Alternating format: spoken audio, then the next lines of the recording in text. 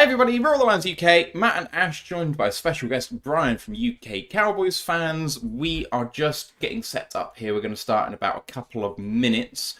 Just want to say hi to everyone on the chat already who were here before we even started, especially to Grandizer and Mile Marker 301 getting the chat started. Obviously Ash is in there too, and Kurt as well. If you want to shout out before we start, come say hi. If you have any questions for Brian as we go, we're going to try and fit them into whenever the conversation goes in that direction. So do please get in touch with that, and I will put that in as a pinned message now as well. I was going to ask how you boys are doing, but since we're going to start in about 90 seconds, it seems like a waste to ask a third time during the recorded bit. So, yeah, guys in the chat, if you've got any thoughts about Cowboys, that would be really, really good. Grandizer says, welcome, Brian. Cowboy up, lad. Yeah. Okay.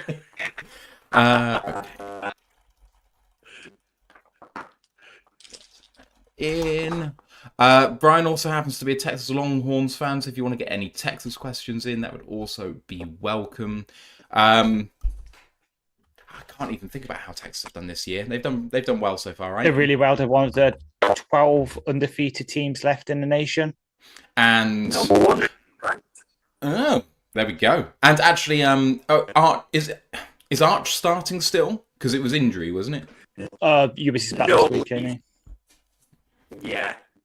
Quinn Ewers will start tomorrow against Oklahoma. Your audio's just gone a bit weird now, Brian. I don't know why. I think I don't know what's happened there. It's gone a bit grainy. Okay. Shall we sit a bit closer and just see if that works out better for you? It sounds like the connection. I don't know, Ash, if you're getting the same as me or whether it's my side. Yeah, it might be your connection, Brian. I don't know. Cool. Give me 2 minutes. Okay. All right, and I'll join back. Right, we've got a pinned message for Brian. Kurt says reporting is eligible. Oh man. I did just listen to Ant's piece for I haven't yet. It's queued up for me. I'll be listening to it while I write. There's only 13 minutes of it, and it's good. It's good. I have to say this about Ant just generally. He is not, I do not think, a natural at doing short content because he likes to expand on his points and he's got a lot to say. No, but like genuinely, like his ideas need fleshing out because they're really well thought out. And so I thought he did really, really well. I listened to it just as we were preparing to go. Actually, if I can find it, I'll post it. Proof of that is I cut up all the college show yesterday. There was one bit that I just couldn't cut down, so I have a 13-minute 52 clip to go. It's the bit where he talks about Army and Navy. Okay. So I was just like, this just needs to be its own thing. I can't clip this down to like a minute because there's just so much going on. Fair enough. Yeah. Brit with grit. There it is. All right. So, if anyone wants to watch what Ant did for Lions Nation Unite, then that is there, and it's worth it. I mean, it's what we're going to do here, but in about 13 minutes as opposed to 90 minutes. So, there we go. Ant will potentially be along if we're still chatting at like 9 o'clock, but he's currently playing soccer. So, there we go. Question just been announced. Just be announced Kerry is going to be a game time decision tomorrow. I'm surprised he's even a game time decision. It looked bad to me. Yeah. All right. Question for Brian. What crazy thing is going to happen this game? Oh, I hate even thinking about it. I mean, how many crazy things have actually happened in the Dallas games? We've got the reporting is eligible, and then we've got the Phantom DPI in the playoff game. But that's it, isn't it? Give me a sec. It was 29. I want to say 2019 Cowboys. But there was the one where it was really close. And then there was a crossing route to Zeke that went for like a 60-yard touchdown to win them the game. Was it 2019? Yeah, it was. Was it? Is this it? I just randomly just got that off the top of my head. I mean... Oh my God, it actually was as well. 2019. They You are who get you are at this point. 17-yard pass, and then we get a 25-yard pass from Driscoll to Marvin Jones, and we missed a 2-point conversion to try and get it within one score. Have fun guessing who our leading rusher and receiver were that day, because Jesus Christ. Slappy313 says that Tigers loss was rough, woke up depressed, but we still got Scoob. And Scoob. I obviously think he's incredible. But we scored enough runs yesterday to win the games. Just a bullpen had an unfortunate happening in the 8th, just giving up one. No, sorry, in the 9th, giving up one hurt. Yeah. As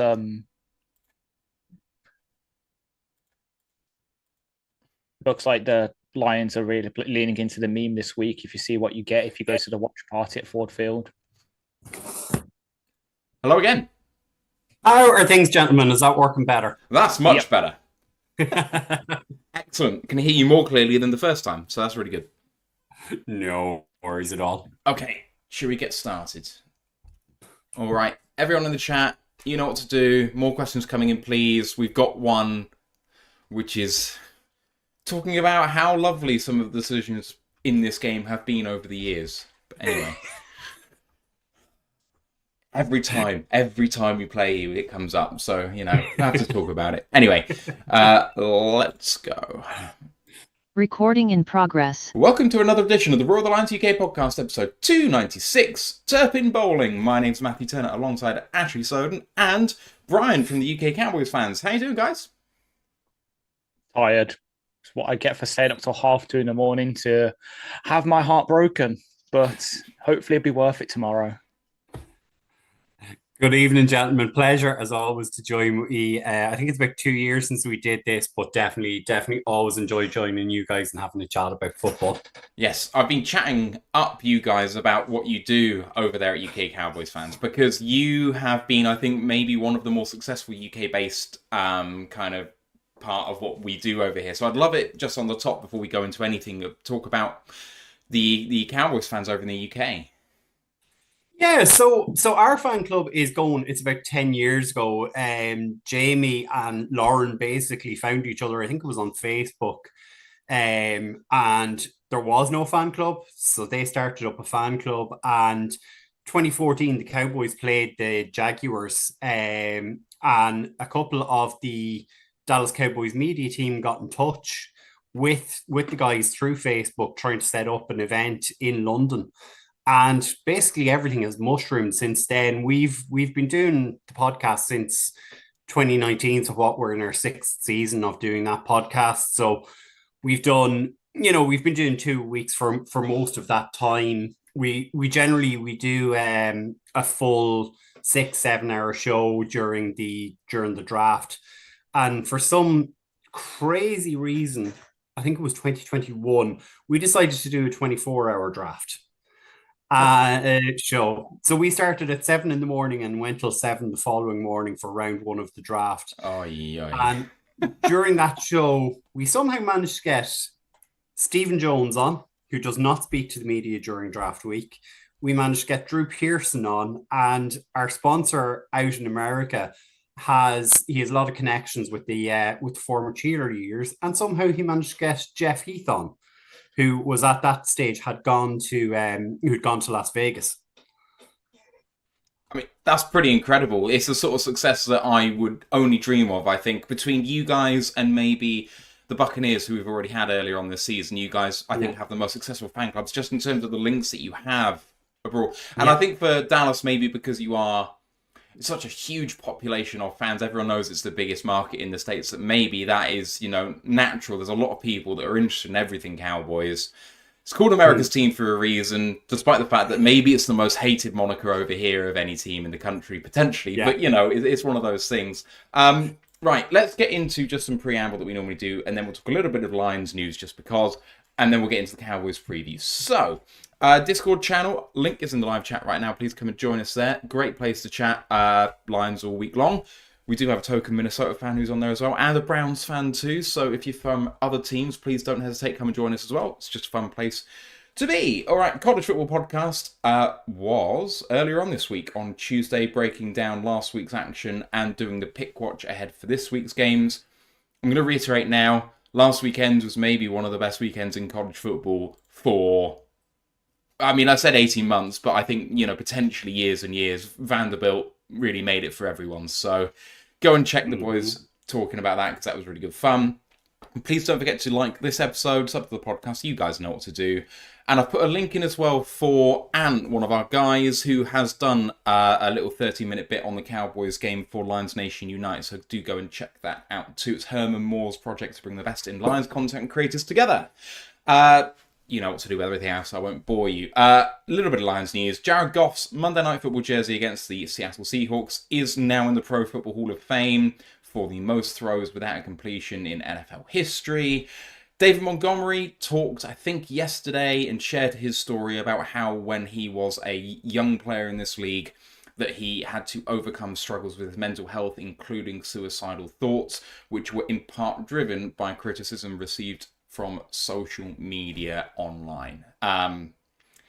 Really heartfelt story, bit raw, especially given the world that we all live in these days. And a reminder, I think, to everyone that, especially with what happened with Dan Campbell and having to move house this off-season because we had the tenacity to lose in the NFC Championship game, how far have we come that it's sad that players and coaches have to face all of this abuse when they do not live up to the hopes that we all may have. So to maybe take it all with a pinch of salt and, just hoping that Dave Montgomery is continuing to get the help that he needs, because I'm pretty sure he said he's got regular therapists and that sort of stuff to look after himself, which is great. And we were just talking about it before we hit record, but the Tigers lost yesterday versus the Cleveland Guardians. They will go for a deciding Game 5 in Cleveland tomorrow, but because of bad weather, it has been changed from an evening first pitch to an afternoon first pitch, so it's 1:06 Eastern time, which means none of us can watch it, which is brilliant. Anyway, good luck to the Tigers. Hopefully, we'll see them for the ALCS next week. I guess that would kick off if they won't be playing it on Sunday if we get through on Saturday, will they? So anyway, let's get on with the Cowboys preview. Cowboys are 3-2 after winning at Cleveland to begin things, and then losses against the Saints and versus Baltimore, and then wins against the New York Giants in New York and at the Pittsburgh Steelers. For this game, the Lions are, I think, surprisingly fairly heavy favourites. They are 17-10 on, which is -170. Dallas 29-20, that's +145. Lions are favoured by 3 points on the spread. Over under is 52. Injury reports for Friday are not quite out yet, unless if I refresh my page. No, they're not out yet. We know that Kirby Joseph is the only person for the Lions who has been limited this week, and it's expected that he practiced in full today, I believe. So there shouldn't be any worries on the Lions side of the ball injury-wise. It's a little bit longer for the Cowboys. Did not practice on Thursday for Trayvon Diggs with ankle/illness, and illness is never ideal when it comes to Thursday before a Sunday, so let's see what happens with that. Big player for them, obviously. Eric Kendricks hasn't practiced all week yet, neither has the guard Zach Martin, linebacker Nick Vigil, or the linebacker Micah Parsons. Other players on the injury list but expected to play because they've had full practice all week. Maurice, I can never say his name, Lufau. Yeah. Malik Hooker. Yeah. Got it. Tyler Guyton, although maybe a bit better off if he was injured. Kalen Carson, the cornerback. Deron Bland, the cornerback. And Marquise Bell, the safety. When it comes to IR, they have been hit by the injury bug somewhat, with DeMarcus Lawrence, Brandon Cooks, and Sam Williams on there. Marshall Nealand is on there as well, although he's designated to return, I believe. No, went on this week. Went on this week. Oh, yeah. Why do I have that note down? I don't know what happened with that. And no, sorry, that note was against the previous player. Deron Bland is designated to return and is expected to play, but he hasn't yet been activated. He probably will be tomorrow, I presume. Right. So, it's been a really interesting season for you guys so far. Just as a high-level thing, you've been hit by the injury bug. You've won some close games against some teams which may not be the best in this league. And the defense has taken a turn when it was last year maybe the most exciting defense in the league. It's fallen off a little bit, but that's not helped by maybe some of your Premier players getting injured. What's it like being a Cowboys fan at the moment? Where are your hopes and expectations given that you're only 5 games in? Look, we talked about this off air before we start, Matt, and it's hard to know where to be as a Cowboys fan. We're 3-2. We've won our road games. We've lost our home games, so that doesn't bode well heading into this weekend. At a high level, look, it's hard to know because we're down to our 5th and 6th choice defensive ends for this weekend. I'm not going to say Micah Parsons is going to play. I don't think he will. You're missing a couple of cornerbacks. You know, Bland isn't fit. Carson missed out last weekend. So you're hoping and praying. Like, we brought in a guy from the Lions, I think. By way of yeah.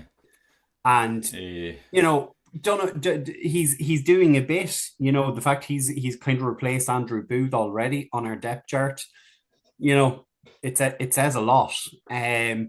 So it's hard to know where the Cowboys are at this stage, because on the offensive side of the ball, whilst CD Lamb's numbers are actually above where he was this time last year, it doesn't look like the CD Lamb of last year at all. We'll examine that in just a minute. I was gonna have a go and see whether we should go into that more, but it's we'll get there. We'll get there with it. Yeah. So let's go through the depth chart for the Cowboys. Obviously, Dak Prescott, a quarterback, backed up by Cooper Rush and Trey Lance. Running backs, someone who, having watched the game against the Steelers about a couple of hours ago, Rico Dowdle, very impressive young player, I think. Zeke Elliott behind him and Deuce Vaughn behind him. Fullback Hunter Luepke. Wide receivers Jalen Brooks, Jalen Tolbert, CeeDee Lamb, Ryan Flournoy, and Kevontae Turpin. Tight ends Jake Ferguson, Luke Schoonmaker, Brevin Spanford, and John Stevens Jr. And then the front 5, if Tyler Guyton plays, it will be Tyler Guyton, Tyler Smith, Cooper Beebe, Zach Martin and Terrence Steele, backed up by Azim Richards, TJ Bass, and Brock Hoffman, and Matt Waletzko as well. Is that someone? I think that's someone we liked, wasn't it, Ash? Matt Waletzko, potentially? I think so, yeah. Anyway. Yeah. Moving on to defense, we have, this is all according to our lads, so I'm just going off this for now. Base 4-3, Chauncey Golston, Mazzy Smith, Osa Odigizua, and it says Micah Parsons, but we think not, potentially. So potentially Carl Lawson, backed up by Tyrus Wheats, KJ Henry, Linval Joseph, and Carlos Watkins. By the way, go back and watch the Pittsburgh game for the Linval Joseph sack. It's beautiful. Absolutely amazing. Linebackers, Maurice Lufau, Eric Kendricks, and DeMarvion Overshone, with Damone Clark, Buddy Johnson, and Nick Vigil behind them.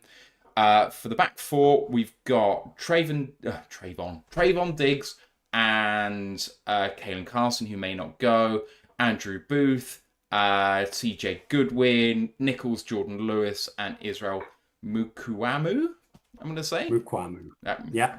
And then, of course, it could be at corner the returning Deron Bland as well. And then safeties Malik Hooker, Donovan Wilson, Marquise Bell, and Wanye Thomas.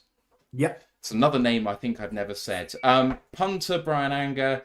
Kicker, the fantastic Brandon Aubrey. Long snapper, Trent Sieg. It's still, Brian, a fairly deep-looking roster, even on defense. With all of those injuries, if you said we're going in and we've got Carl Lawson starting, you'd say, well, maybe that's not ideal, but it's not as bad as it could possibly get. And Eric Kendricks, we all know what he's done for a long time in the NFC North. Yeah. DeMarvion Overshone, I think, has been really good since he came into the team. You have a look at the corners, and it's like, oh, we've got Trayvon Diggs. You know, that can't be a bad thing. And Malik Hooker's a fantastic safety. You have a look at all of this and say, maybe, potentially, on the defense, it's not personnel that's been the problem this season, but I don't know if you agree. I would strongly disagree, and I think this is where Oh, if okay. if I'm Dan Campbell and I'm Ben Johnson this weekend, I know exactly where I'm going, Mm. and it's the same route Baltimore went. It's the same route the Saints went in week 2, and that's straight at our one technique. Okay. Our defensive tackles can't tackle their dinners. Never But mind being the Mazzy lead Smith, player. is that specifically? Yeah, Yeah. Yeah. yeah, absolutely. Mazzy Smith is a huge problem. The fact that he was our first round pick last year and we hadn't drafted a defensive tackle in round 1 in 30 odd years, kind of said a lot. He has not been great. I think his snap count last week was something like 40% of the snaps.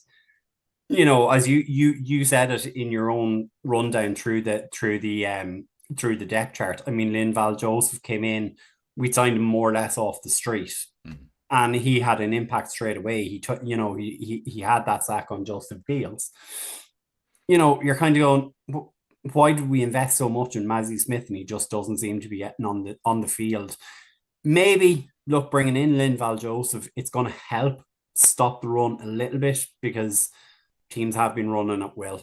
I don't know why the Steelers went away from the run on Sunday night. It didn't make sense to me, especially in a wet, windy location as Pittsburgh was on Sunday night. So I don't know. I fully expect a heavy dose of Jahmyr Gibbs and David Montgomery on Sunday. Just to talk about this then, because I was trying to potentially pivot into a defensive coordinator discussion. I'm just interested in what the change has been, because of course Dan Quinn, I think for everyone's money, did a fantastic job. I mean, there's a reason he's been given a second chance as a head coach, despite maybe not being the first choice for some time around the league. He wasn't, even though he was pretty successful as a head coach, he wasn't really considered for a long time. And then with what he did with Micah Parsons, you know, and Parsons is still playing very well, but there's definitely been a drop in box score ball production from him this year. And I don't think it's entirely injury based. I think it's got to be somewhat a schematic thing. I don't know if you've seen any massive changes between Dan Quinn and Mike Zimmer. I wouldn't say there's a huge difference because I wasn't overly disappointed about Dan Quinn leaving. Because if you look at what happened in that Green Bay Packers game, yeah, true. He totally changed his system. He'd been running one system all season. We get to the playoffs and he changed it up, you know, because of one injury which we had.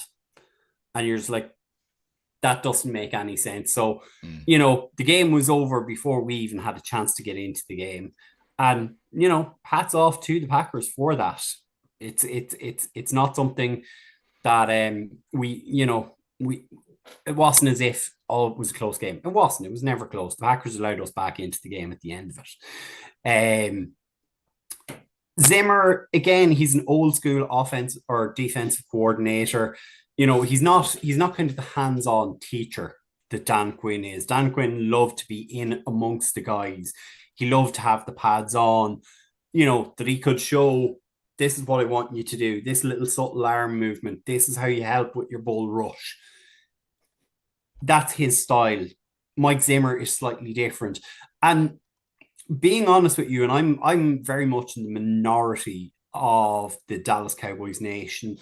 Micah Parsons is not the football player that an awful lot of people around the NFL say he is.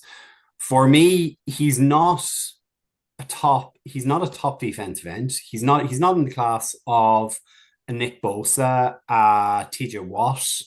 I could even put in your own Aiden Hutchinson. You know, Myles Garrett being the other player as well. These guys consistently do it. Micah starts the season hot, and as the season goes and you track the stats, it all slides off. And a lot of it is, well, I'm getting double coverage. Referees aren't giving me the calls. They're not calling flags on me. It's like none of those other guys use that excuse. You know, I mean, just get on with the game. Yeah, absolutely. But I mean, Hutch, absolutely, it's one of our big complaints consistently is that he's getting held to holy hell. So, you know, you're right. Everyone, because you can't survive without doing it. No, you can't at all. And Like, I mean, look, we've given out two big, huge contracts on the offensive side of the ball this past off season. We're looking at having to hand out another one to Micah Parsons at the end of this season. And if Jerry Jones and Stephen Jones and Will McClay turned around and said at the trade deadline, you know what? If a team comes in and offers us a boatload of picks, a couple of first rounders for Micah Parsons, I'd happily say, sorry, it's been great, Micah. Best of luck. And let him be someone else's problem, because as you've seen in the off season, it was very much him and CJ Stroud on podcasts, and he's doing a lot of talking, a lot of interest outside of football. I don't want my star defensive player doing that.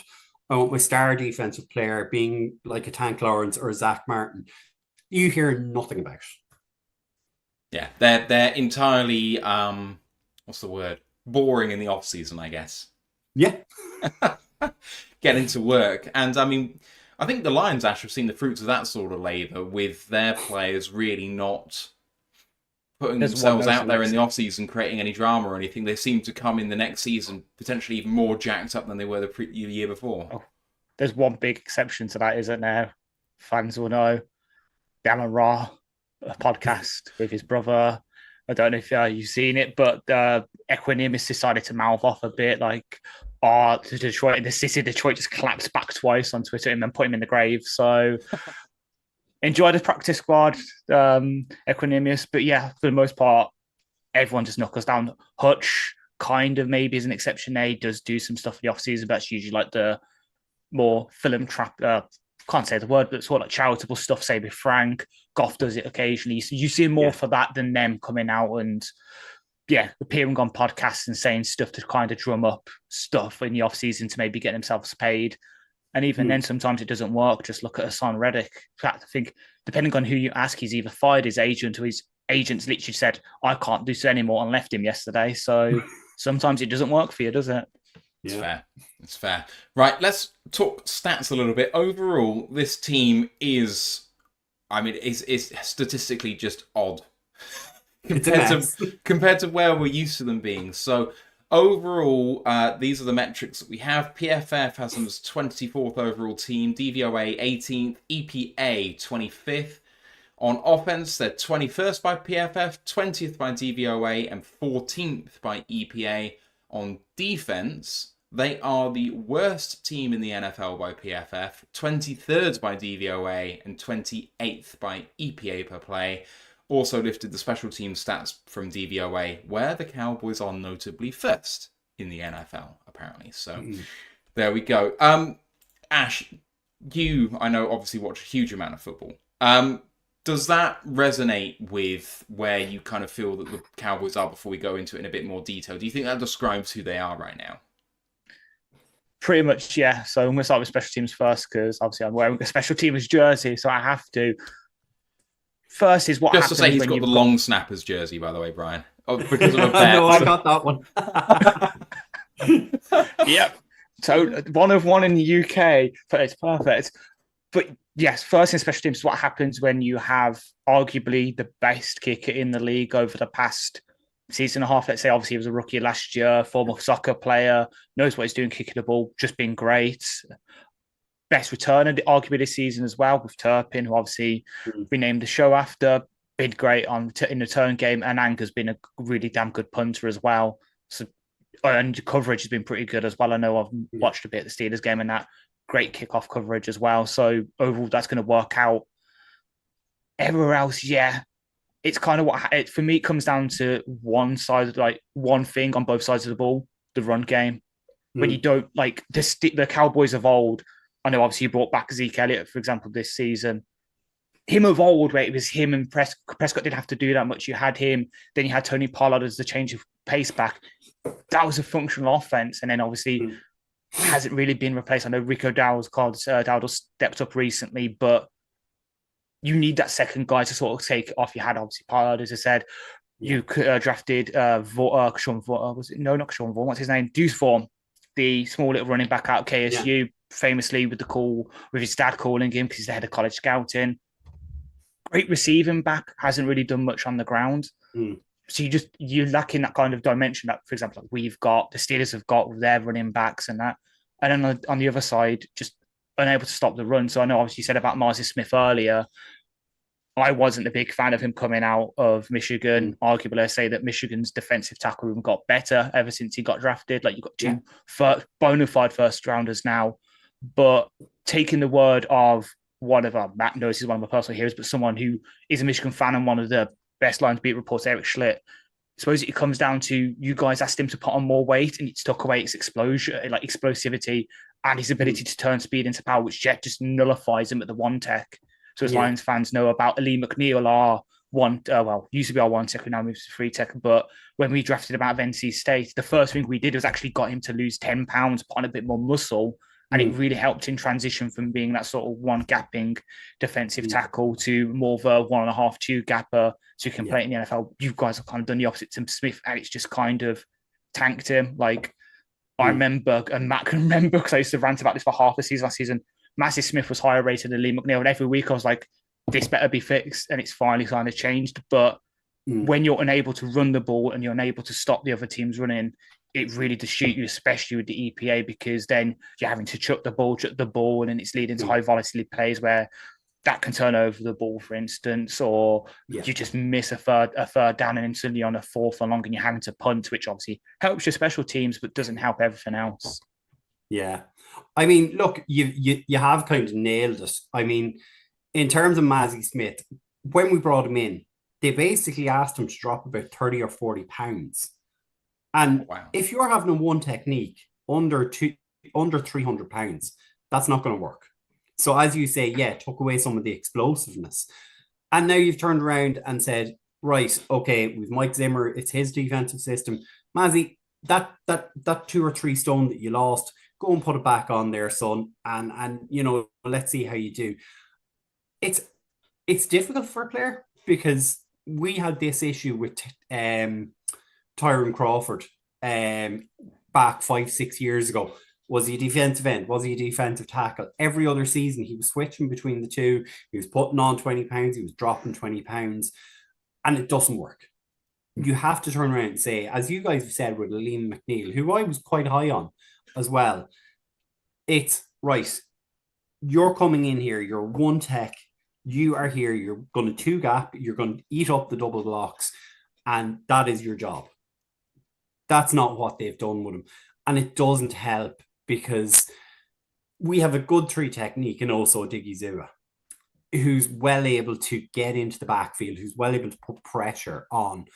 But because he's so explosive and getting in and around the quarterback, it's leaving holes along the line. And Mazzy is not plugging the holes because he doesn't have the size.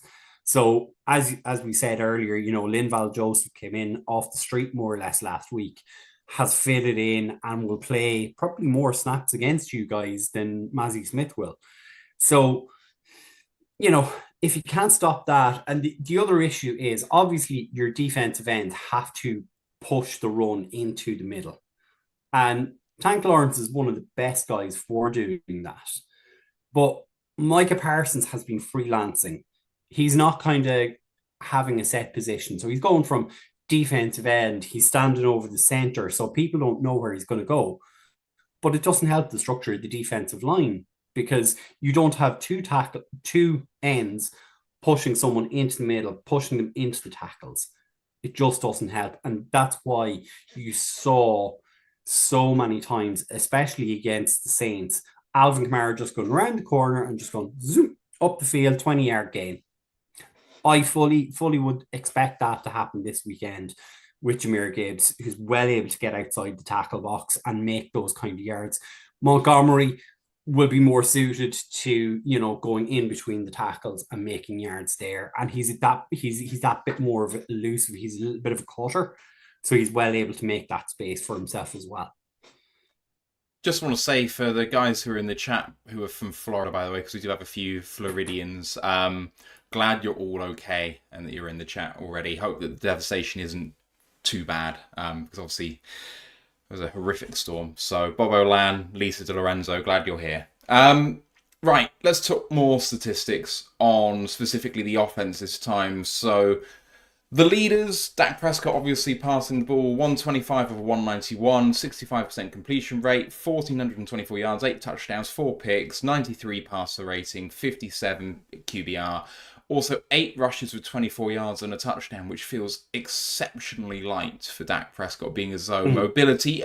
I mean, he's not the most mobile guy in the world, but him having a bit about him to run is fundamentally a part of who he is. So that is worrying, I would say. PFF grade of 67.3. Rico Dowdle on the ground, the running back that I mentioned earlier, 54 carries, 221 yards, 4.1 yards per click. No touchdowns on the ground, but 11 of 14 for 101 and 2 touchdowns through the air. PFF grade 72.2.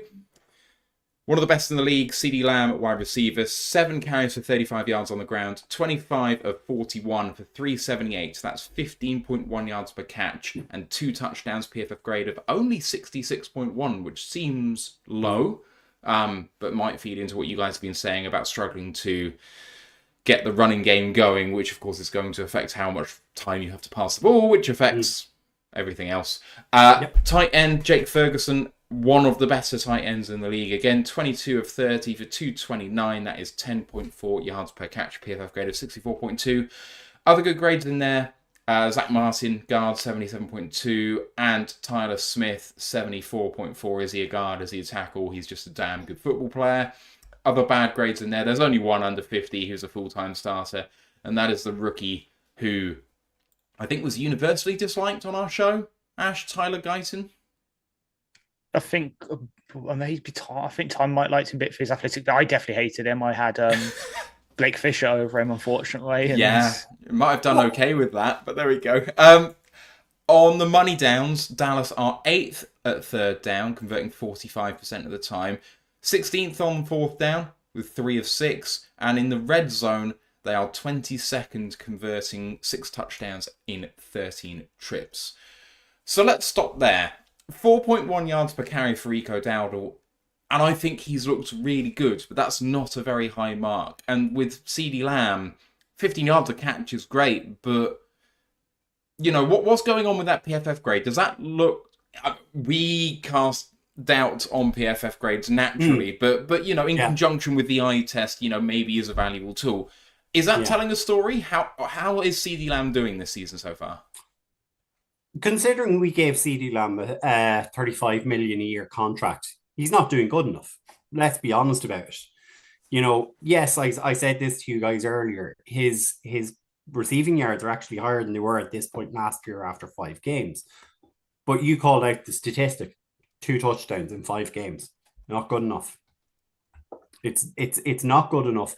And he sat out all of training camp. So you know, Jerry Jones has these odd moments where he's kind of like, we'll it's okay, CeeDee, you take the summer off, don't worry about it. But that knocks the rhythm out because Dak is not throwing to his primary target. So he spent most of the summer camp throwing to Jalen Tolbert, who has had a better season, who's coming along nicely, and looking to fill that wide receiver 2, wide receiver 3 slot for us. The fact Tolbert was the 3rd round pick in 2022 and he's only starting to blossom now. Is it a good thing? Is it a bad thing? I think we probably unfairly rate him in Cowboys Nation because Michael Gallup was the 3rd round pick in 2018, I believe. And he was so good from out of the gate. So it's difficult, but going back to CeeDee, he's just starting to get into rhythm, and you would hope as the season progresses, you'll start seeing those 10, 12 catches a game. You'll see the yardage going up. You'll see 150, 200-yard games. I'm not trying to rub this in when I say this. I mean, I think I saw the highlights of the game from last season, and I think it was something like CeeDee ended up with 200 yards in that Lions game. You know, there was a 150-yard game against that other team from Pennsylvania who I dare not name. You know, but I think that game he ended up with 3 touchdowns. So you want to see the numbers going up and stacking up. And do I expect this weekend? I don't, because I do rate this Lions defense. You know, I don't think Dak is going to get as much time as he would have gotten in other games this season. Like, we have you guys coming up with the bye week, and then we're into San Francisco, and that is not a great schedule that we have coming up. Although San Francisco have not exactly been setting the world alight either. Yes. So we'll see with that. Anyway, let's move on to defense and the statistical leaders there. And initially, the name that I can still never say, Odigizua, the defensive tackle. 1 pass defended, 14 tackles, a tackle for a loss, 5 quarterback hits, PFF grade of only 52.6. The defensive end statistically leading is Chauncey Golston. 1.5 sacks, 13 tackles, a tackle for a loss, a quarterback hit, and a PFF grade of 69.7. Mike linebacker, Eric Kendricks is the guy in there. 1 interception, 2 passes defended, a forced fumble, 2 sacks, 52 tackles, 2 tackles for loss, 3 quarterback hits, and a PFF grade of 64.1. Trayvon Diggs at corner, an interception, 3 passes defended, 20 tackles, and a grade of 55. And Malik Hooker at safety, 2 passes defended, 21 tackles, and a PFF grade of 54.4. Other good grades in there, Jordan Lewis, the nickel, 73.4. He's done really well. But as we have been talking about, Mazzy Smith is the one that really sticks out like a sore thumb. His grade over the year is 30.9, which is yikes. But this team is hot on third down on defense, which is really interesting. 6th in the NFL, only allowing 31.7% completion, conversion, I should say. Yeah. 4th down, 27th, allowing 8 of 11 in the red zone. Allowing 11 touchdowns on 14 trips means they are the 31st ranked team in the red zone, which I think tells a story that we've all been saying about defending the run. It does say a lot about your statistical leaders in terms of who has been hit by the injury bug, because they're not necessarily the players that you'd expect there. So I think we've almost talked about this enough on the defense, but maybe, you know, Jordan Lewis and maybe some of the rest of those DBs are a little bit of a bright spot. Malik Hooker, it's not a great grade, though. I don't know what to think about this team. I don't know. Like, it feels like it's not playing collectively and it's letting everyone down around them, because actually, individually, I think it seems like it's good enough. But when players like Malik Hooker, who have been really good players in this league, are not living up to what they could be, and Eric Kendricks is merely average rather than maybe setting the world on fire like he might be, it's playing less than the sum of its parts. Yeah. And I mean, the like, PFF can be slightly misleading because the one name you didn't call out in those grades is probably the one bright spot on the Cowboys defense this year, and that's DeMarvion Overshaw. I was hoping you were going to say that. If you look at what he's doing, and the reason Dallas brought him in in the draft in 2023, and as we said, I'm a Texas Longhorns fan, so I watched DeMarvion for 3 years before that. He was a safety coming out of high school. He moved into linebacker in Texas, and the reason the Cowboys drafted him was they wanted a spy on the linebacking core, because if you looked at the quarterbacks that we have in our division, who we're seeing twice a year, they're quite mobile. And since Jaden Daniels went to Washington, it's even more of a mobile bunch. But what we were discussing on our own show on Tuesday night is DeMarvion is coming in, and he's very much slowly moving up to the line. He's diagnosing things, and it's a case of go slow until you know. And when the ball is being snapped, he's almost read, right, this is what the play is. And he's reacting. He had a great game against the Cleveland Browns, the first game. He had a great game at the weekend against the Steelers. And, you know, when things are like a sieve, as we said, at the defensive line position, it's hard for a linebacker to come in and get through the trash there and actually impact the game. But when it's more of an open game where the ball's been thrown around a little bit, you can see Overshown flying all over the place. And the comparison I made for him was, and I'm not saying he is this guy exactly, a bit of a Luke Kuechly, that sideline to sideline guy who's diagnosing everything, can see what's going to happen, and is moving to that area to make sure it doesn't happen. I can definitely see it. I was a huge fan of his in the draft process in 2023. I think One of the things about him was I could see why he wasn't going to go higher than he was, but where he was pitched at going, which is where he went, I think. I thought he was great value there, even though I didn't think he'd go much earlier. It was obvious drawbacks to his game, but what he did so well, and the drawbacks weren't career-ending. It's not like he's too small. It's not like he's too slow. And actually, he's developed really well there, so I'm glad you brought him up, because he's a fun player. Fun player. Very much so. All right. So, what else have we got? We got the Pittsburgh game, and I thought, first of all, I just think the philosophical choices of what to do at the toss is actually something that we've been focusing on a little bit, because all of last season, when the Lions won the toss, they take the ball. Yeah. And every time we lost the toss, they deferred. So we had the ball basically first every single game last season. First couple of games this year, we've deferred. But last game, we took the ball. And you won the toss last week and took the ball. And I just found it interesting because the majority of teams defer. They want the ball in the second half. But I think this very much plays into who the Cowboys are as a team taking the ball first. Because I'm not sure with the way that you guys play in the trenches that necessarily playing from behind is going to be something that you want to do. Because the clock needs to not be a factor. And so by taking the ball and getting out in front, I don't know if you agree. You're nodding away vigorously, so that's good. Yeah. But you guys have to play from in front, right? Yeah, 100%. Like, if you look at the game against, as I say, the Saints, and I keep going back to it, but this is what happened. The Saints got the ball, they ran straight down the field, scored a touchdown. We went 3 and out. Next play, Derek Carr throws a 70-yard touchdown to Rashid Shaheed. I always get his name arseways. And you're 14-0 down. You're in the hole.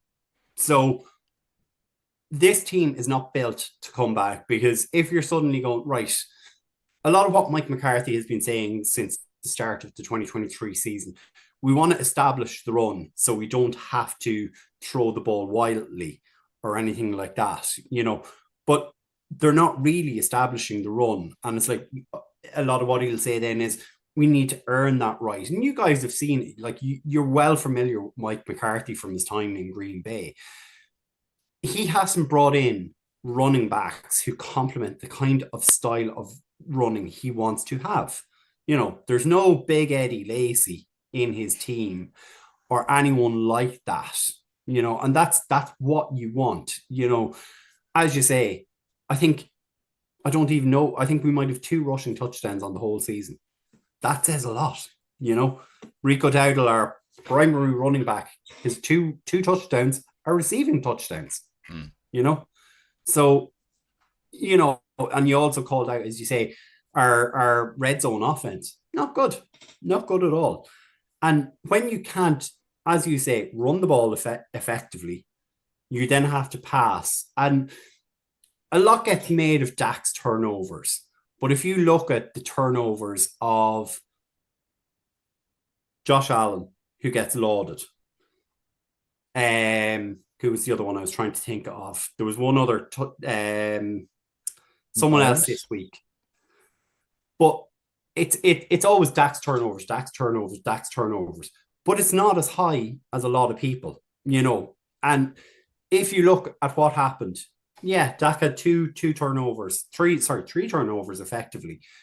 But when the game was on the line, when it was in the melting pot, Dak had the headspace to go, there's a ball on the ground, I have to get this. And then turn around and go, right, 4th down, who am I looking for? I'm waiting. Who's coming open? Where's CD? He's not open. There's Talbot, he's crossing, got him. A couple of years ago, Dak wouldn't have made that throw.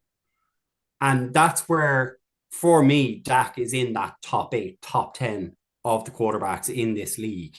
But because, as you guys said earlier, it's easy to get on the back of someone because he's playing for America's team.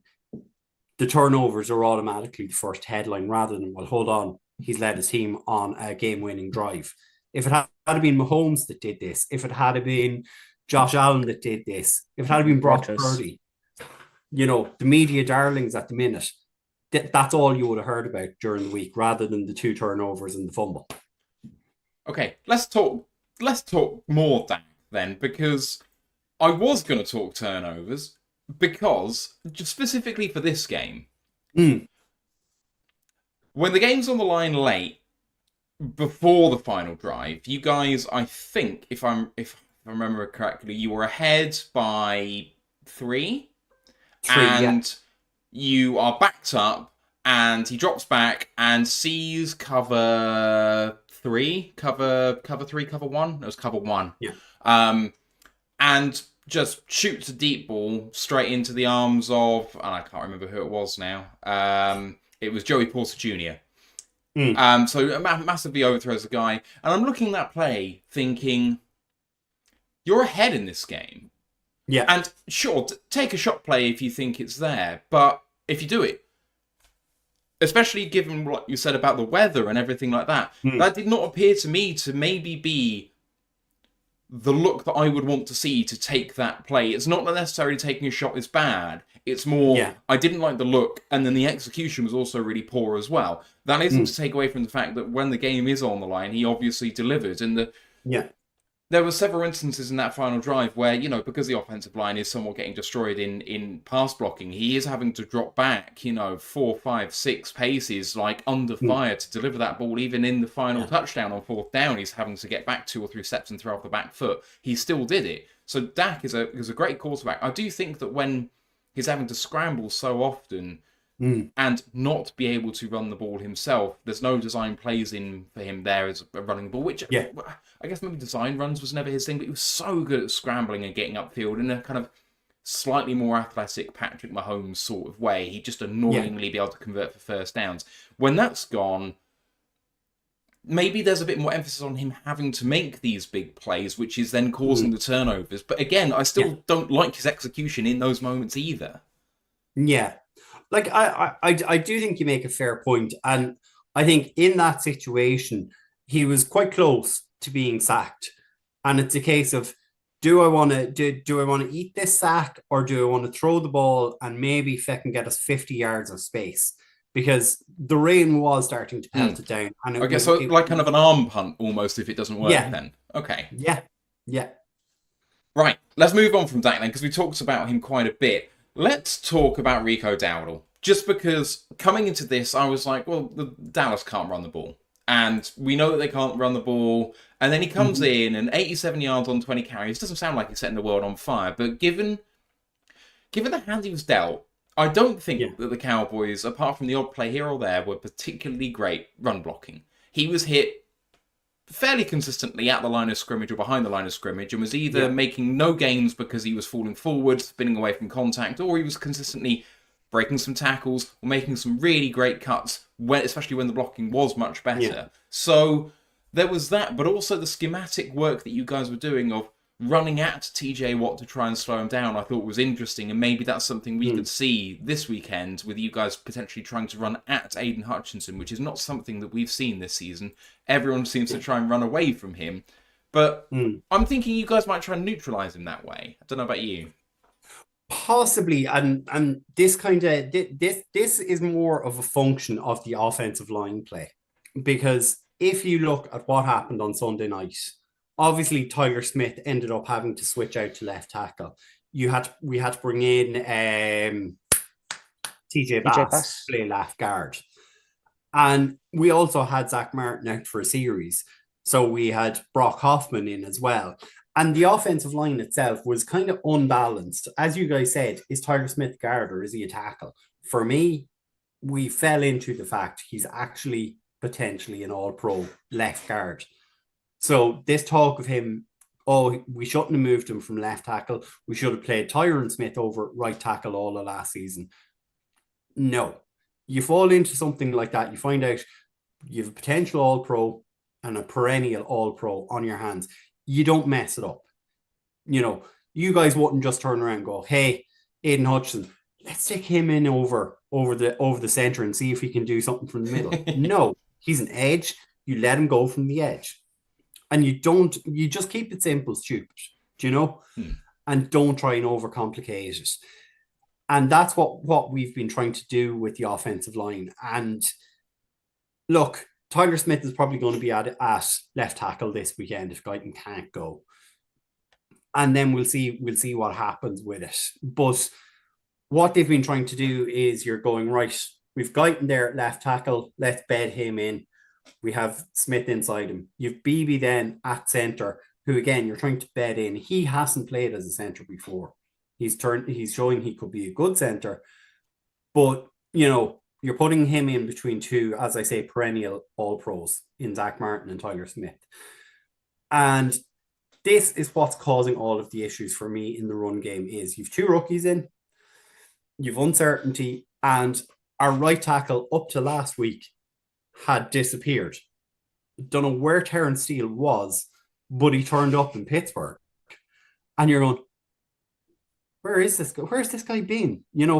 And it seems to be a thing with the Dallas Cowboys. We've seen it, guys who've ended up with a season-ending injury in Michael Gallup, Terrence Steele, and Trayvon Diggs, they take a bit longer to get back up to speed with the game. And look, in Gallup's case, we saw it.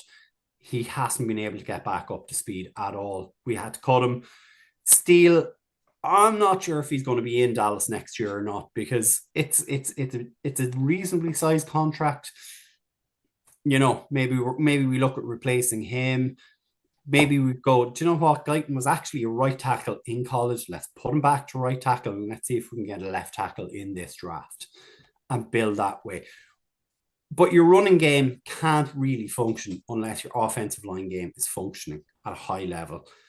We always, on our show, go back to the fact in 2016, Dallas could do what they liked on the offense or on the run game because you had Tyron Smith, who was fully fit. You had Ron Leary, you had Travis Frederick, you had Zach Martin, and you had Lyle Collins. All big lumps of guys. Ron Leary was the least well-known of them, and many teams around the NFL would have loved to have had a Ron Leary on their team. But that was able to open up holes and vast holes for Zeke Elliott to get through. Once Zeke was through the hole, he was gone. He was taking it to the house. We don't have that anymore. And, that great wall of Dallas that we've had back in the 70s when we were winning Super Bowls, back in the 90s when we were winning Super Bowls, back in 2014 to 2016, that period of time when we were very successful, probably missed out on potentially getting to a Super Bowl at that stage. It's not there and something needs to be done about it. We've just had a question from the chat, which I just want to address now, by the way. Brian, are you wearing a Zeke Elliott jersey from his first stint? Yes. 21. Cool.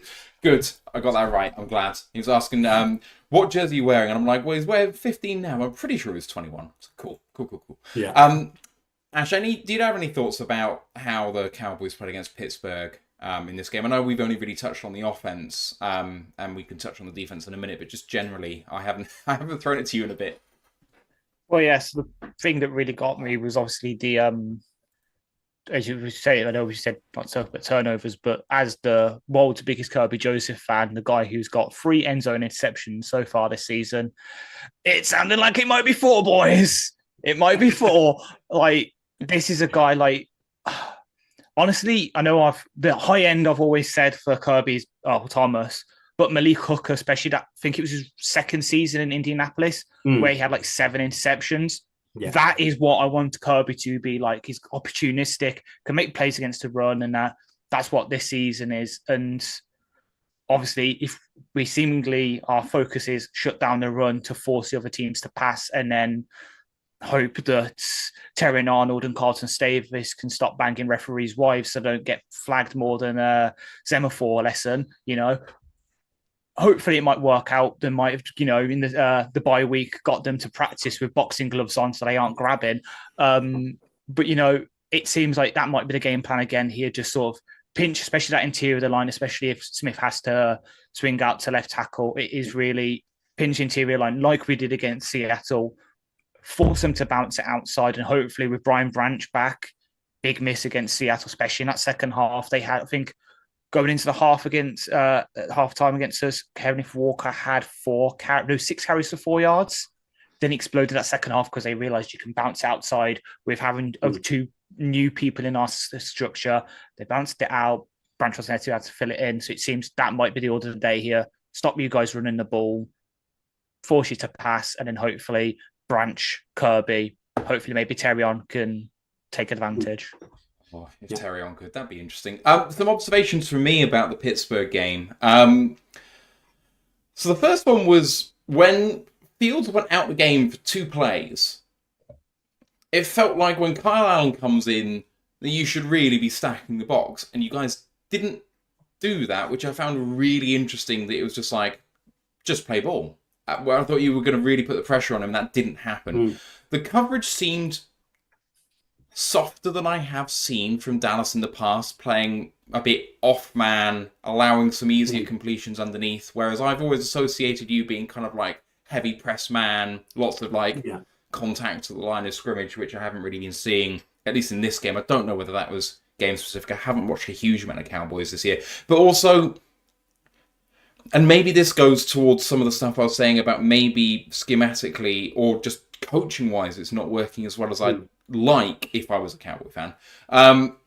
So the first touchdown that you guys, was it the first touchdown? No, it wasn't the first touchdown. But the Connor Hayward touchdown that you gave. So if I remember rightly, it was 3 receivers to the left, of which he was the slot or he was an inline tight end. I think he might be an inline tight end. And you've got DBs manned up on the 2 outside receivers, and then 1 deep safety who's actually manned up on the inline tight end. But the deep safety is over the middle, and obviously the inline tight end is slightly further along the line, and then the tight end just runs to the corner because he's got you out leveraged and catches the ball. And I'm like, well, that's going to succeed every time you run that play. Like, there's no possible success here for the Cowboys in terms of playing this coverage. So what the bloody hell is happening? Like, you have to cheat the safety a little bit over if you're going to be playing that coverage. Or play zone from that look. Just drop back, and then you won't have any problem. So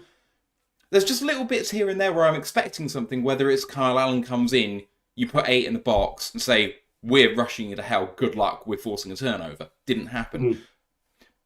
No, jamming people at the line, we are bigger than you, we're going to beat you, try your best. And then in coverage, missing that you're out leveraged. It is just, there's execution things here which is either by design or by mistake, and I'm not sure which is worse. I don't know if you resonate with what I'm talking about, but it just seems wrong. Yeah. And again, I will go back to what you guys have kind of called out already. It's the depth issue. It's you're into cornerback 5, 6, and 7.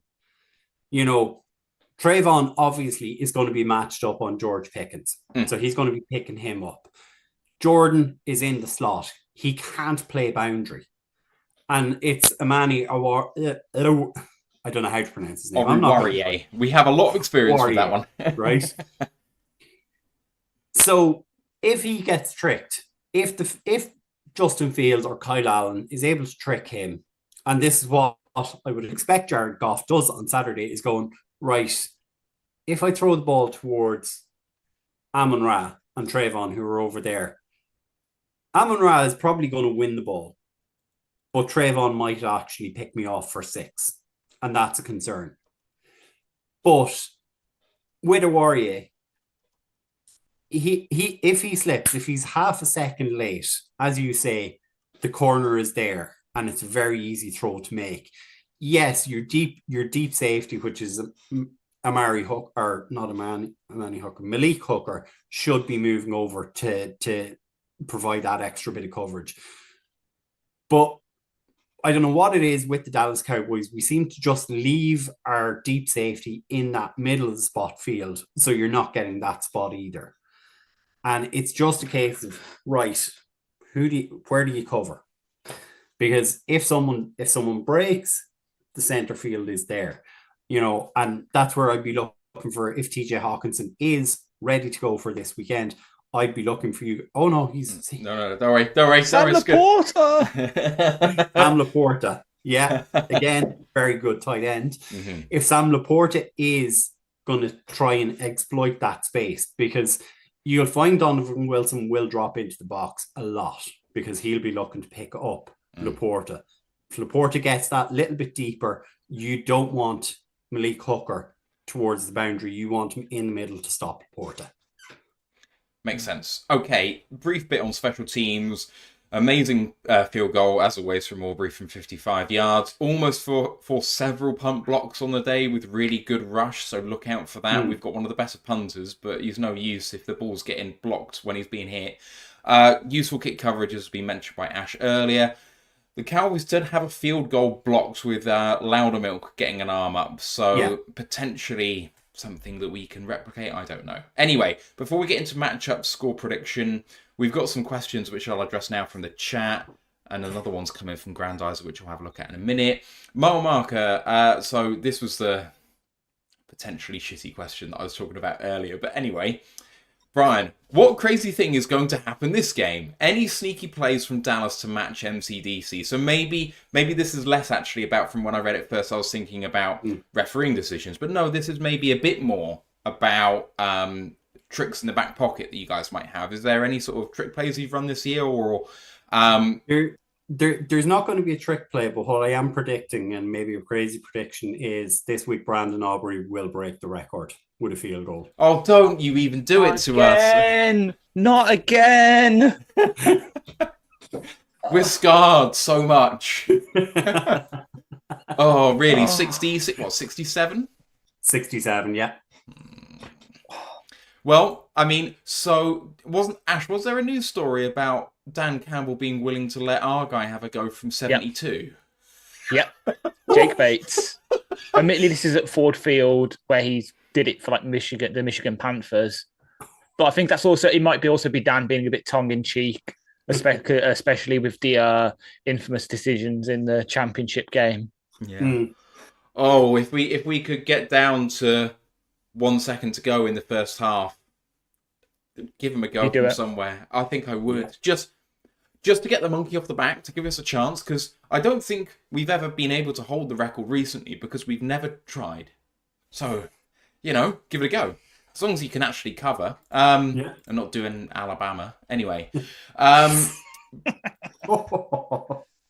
mean, it's still the greatest play in college football history, so I don't care. I don't care. Brent DeWitt asks, Monty on offense and Amik covering the slot on defense is two keys I'm watching. Brian, what are your two keys for the game?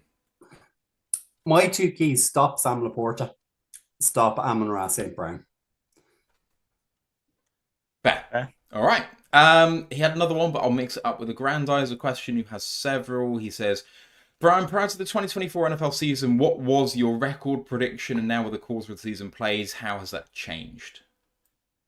My record prediction. So I actually have my book, because we did a couple of shows before we kicked off the season, and I was getting everyone's prediction. My own prediction was 11-6.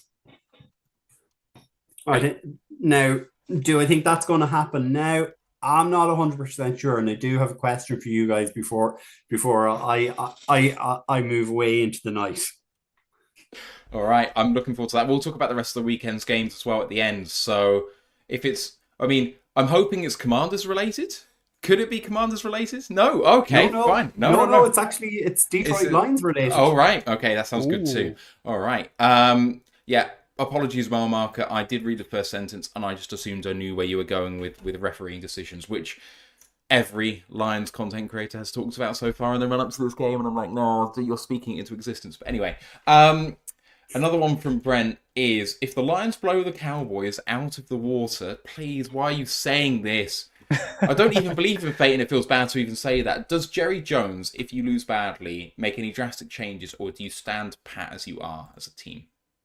No, there won't be any changes. Mike McCarthy is out of contract at the end of the season, so Jerry will ride it out.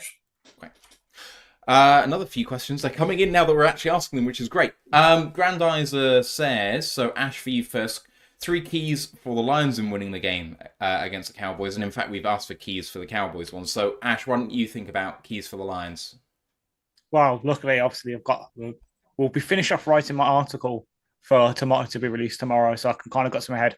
Number 1, obviously, stop the runners, to say, pinch the interior of their line. Number 2, don't be grabby in coverage. And then number 3, get JMO going, because as you said, I think you're running on your main coverage is cover 3. JMO on posts. We've seen it time and time again. That seems to be the one route that Goff really trusts JMO on. Scored his first 2 NFL touchdowns on it. I believe he is currently the only player in NFL history to have his first 5 touchdowns in the league all be 50-plus yarders. Wow, that's he's a great mad. stat. He's mad. So that, as you're saying, especially if you don't like to cheat your safety over, if you're trying to stop Sam and you've got Jordan Lewis covering Amon Ra, it'd probably be digs on JMO. And if JMO can burn him off the line and get him going on that post, just get past Hooker. Did you say receiving touchdowns? Yes. So that excludes the end around in the championship game in San Francisco, which was also like 40 yards. Yeah. Yikes. Oh my God. Speed. Good stat. I love that. Any other thoughts? That's about it. Cool. Well, obviously, More for the article. Exactly, yeah. Right, Grandizer asked about score predictions and players of the game, but we're going to get to that. Ken had a question about the America's Team moniker and whether that is something which... So it's an interesting kind of philosophical question. Is it something which should be Dallas's? Or should it be something which is earned in some way? Because it does feel weird to kind of own the name which relates to the entire country. But, I mean, I think it's well worn, not really because of whether the team's good or bad, but because of the viewership. Like, is that not what it refers to? No. So No? The America's Team actually, it derived from, I think it was our second Super Bowl win in the 70s. And basically, we had our own in-house media team do up some footage or whatever like that. And someone on that, whoever was doing the voiceover, basically coined America's Team and God's team because God was watching his team through the hole in the roof. That's where it all derived from. So Dallas created it for themselves and no one was able to turn around and go, damn, why did we not think of that? Mm-hmm. You know, and then it has fed on from that, like, because effectively Dallas is still the only team to have ever had 20 winning seasons in a row, consecutive winning seasons under Tom Landry. Not even Belichick managed that. Not even Vince Lombardi managed that. So it grew and grew its legs through until just before Tom Landry finished up. Jerry Jones, being the mass marketing genius that he is, has only built on that. And we've had discussions with not with Jerry, but with Stephen and with Will McClay, and saying, and two of the guys from our team, they actually have a podcast themselves. And it was famous saying that night in 2014 in London, we're not just America's team, we're the world's team. Yeah. You talk about 2014, and I'm thinking about that playoff game, and I'm still mad. I still haven't let it go. We have one more question, and then I'm going to get to kind of matchups between the various units. Although I think we've done that a bit already. Maybe we can pass that over, because I think we've talked about that already. Grandizer's finishing us off. If you had a magic wand to make one player on your IR completely healthy for this season, who would it be? And I'm thinking that yours is fairly obvious, but I might be wrong. Right now, it would be Tank, because our defense doesn't work without Tank. Yeah, I thought so. I mean, you know, Brandon Cooks would be nice, and Sam Williams would be okay. But yeah, DeMarcus Lawrence is unbelievable. So yeah, easy choice. I mean, Ash, do you have anyone that you would bring back necessarily above anyone else? Davenport, the can crusher. Yeah. Plain and simple. I know we've only seen a game and a half from him before he unfortunately tore his triceps when Paris Johnson Jr. decided to sweep the arm. But he's as Dan Campbell quite aptly put it, he's the can crusher. He forces the play towards Aiden, and then Aiden can get the sacks. Yep. All right, let's go into then score predictions and kind of the way we used to frame this question was like, what's going to happen if you guys are going to win the game, which I do think is an interesting way of framing it first, perhaps. So let's go for that, Brian, first. If you're going to win the game, what do you need to do? And then what do you think actually will happen? If we're to win this game, we need to run the ball more effectively, and we need to see good offensive line play from our guys. Do I think that's going to happen? not 100% sure. And I would not bet with your guys' money on that happening. That's how confident I am. Okay. What I see happening is that eventually Dak is going to have to throw the ball about 40 times. I think he'll be about 70-75% completion rate. Is there going to be enough touchdowns in that? I don't know. If it's me, I'm going to be picking on Terrion Arnold and try and expose him a little bit. Again, a good player coming out of college. Maybe not a great player, but, you know, knowing our luck, I've said it now, Terrion Arnold will probably have an all-star game on Sunday. I hope so. Ash, do you want to say what yours is, or do you want to defer it to the article? I won't spoil exactly what my score prediction will be, but the key, obviously, the major key, the obvious one, just winning the trenches. Our offensive line versus your defensive line. Hope keep Goff nice and clean. Get Monty and Gibbs some easy 3 yards, then burst for the hole. And on the other side, collapse the pocket on Dak, stop the run.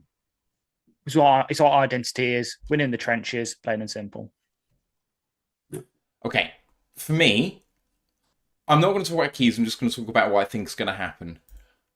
I think we're going to dominate clock. And I don't think it's going to be small domination. I don't necessarily think that's going to mean that it's a blowout. I think that we're going to have something like 38 minutes of possession to 22. And you would think that that would make a difference. But I don't think this is going to shock anyone. The Lions are probably going to have, because the Cowboys are going to have to pass the ball, plenty of chance to commit pass interference in this game, which I think really has been Terrion's failing so far, is that he just gets flagged so often. Whereas his technique is absolutely fine. It's just he's a tiny bit grabby, as Ash alluded to earlier. Carlton Davis is exactly the same. It hasn't shown any ability to look any better than that. In fact, I think Carlton Davis has looked worse than Terrion Arnold. So if you do go after Terrion, you may be going after the wrong matchup for me, potentially. Having said that, I don't think either player has been necessarily bad. It's more just how you look at DPI and what that really gives up. So that said, I would anticipate at least 3 DPIs called on the Lions. They want to play heavy man-to-man. They want to be really combative. And I think that's going to combine for a record number of pass breakups for the Lions since this regime has been in place. So I'm thinking, whatever that figure is, I don't really care and I haven't looked it up, but 12 plus? Because I think we've seen 8 or 9 in the past. If Dak has to throw as often as I think he will, because I think he's going to have to pass the ball a lot more than 40 times. 50, 55 passes, I think is going to happen. Possibly, yeah. So we'll see. I do think it's going to be death by run for the Lions. So let's see how many runs can be, how many rushing yards can be done. I think it's going to come through David Montgomery rather than Jameer Gibbs, just because I think we're going to go battering ram rather than shifty back. I mean, Monty, I think, has been better than Gibbs so far this season. I think Monty has been better than Gibbs in Gibbs' career so far, which is maybe not controversial. So the fact that the Lions have so much possession and are going to be running the ball, I think the game's going to go quickly. Maybe we'll even be bed before midnight. Maybe not.